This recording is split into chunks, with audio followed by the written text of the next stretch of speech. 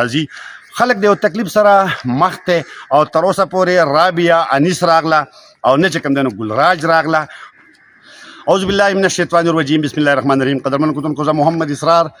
دا وخت په کوز درته مرګره کې د فیمیل ایجوکیشن چې کوم ډي او د دغه دفتر مخې ته ولاړ یم. د دې دفتر نه یو چې کوم فیمیل ای ډي او د هغې بدلی شوې ده او په 12 اګست کال 2025 باندې چې کوم دی نو دلته د ډي او په پوسټ باندې چې رابعه انیس چې دا د ایجوکیشن منیجمنت کیډر و د هغې بدلی دلته کې شوی وه چې دا راشي دلته کې خپل چارج واخلي، خو هغه تر اوسه پورې را نغله هغې چارج نه ده اخیستی. همدغه شانته د دغه ایجوکیشن منیجمنت کیډر ګلراج چې کوم نو هغه د ډیپټي ډي او په پوسټ باندې د هغې ټرانسفر شوی دلته کې هغه هم نه ده راغلی. بیا په 3 سپتمبر باندې دغه دواړه چې کوم دی نو دا لکه دغه شوي دي ایکسپلینیشن انتقال شوی دی د 120 دن دپاره چې کوم دی هغې سسپینډ شوي دي، خو تر اوسه پورې نه د هغې پته ولګېده او نه هغې چې کوم دی نو دلته کې راله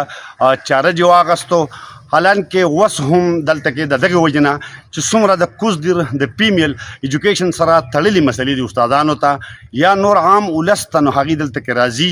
او چارج دغه چې کله په 3 سپتمبر باندې کمانډر وشو نو دغه چارج یې میل ډي او ته ورکړو، نو هغه هم اکثر چې کوم دی په خپل آفس کې موجود نه او چې کوم نور متعلقه کسان دي نو هغې سره چونکې اختیار نشته د اختیار یې نه ورکړی. په دغه وجه باندې د 12 اګست نه والا تر دې وخته پورې چې څومره دلته کې د فیمیل ایجوکیشن سره تړلې مسلې دي د زنانو،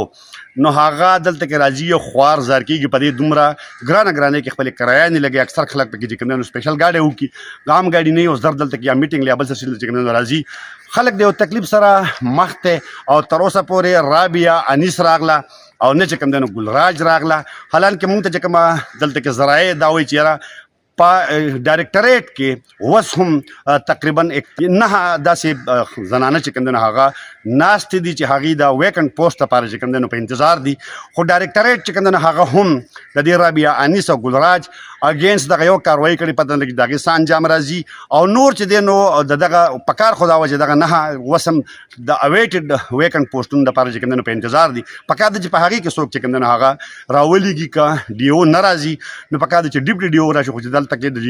فیمیل ایجوکیشن دا مسلې چې کوم دی نو دا حل شي. د دې دواړو زنانو افسرانو کوز دیر ته نه راتګ او دلته کې چې کوم دی نو چارج نه اخیستل، دا پوسټونه خالي را روان، دا د دې ځای سره تعلق لرونکي د پاکستان تحریک انصاف هغه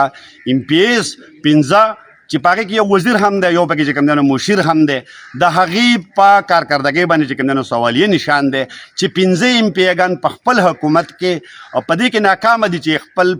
ایجوکیشن آفس ته چې کوم دی نو ای ډي او او ډیپټي ډي او چې کوم دی د هغې ټرانسفر وکړي او یا چې که نه دی شوی چې د هغې خلاف څه کاروایي وشوه، دا د هغې په کارکردګۍ باندې هم سوالیه نشان دی. او پکار دا چې د پاکستان تحریک انصاف کارکنان د دغه خپلو ایم پی ایګان دا تپوس وکړي چې یاره تاسو دغلته کې چې کوم دی اسمبلو ته ځئ، د دې قام د کمې مسلې دپاره چې کوم دی نو تاسو خبره کړې ده. بهرحال دغه صورتحال دی چې تر اوسه پورې د 12 اګست نه دا نن تقریبا 22 سپتمبر دی چې دا دواړه افسران چې کوم نه دي راغلي او چارج یې نه دی اخیستی، چې دا د دغې ایم پی ایګانو په کارکردګۍ او دلته چې بیا کوم نور لاندې خلک د هغې په کارکردګۍ باندې سوالیه نشان دی.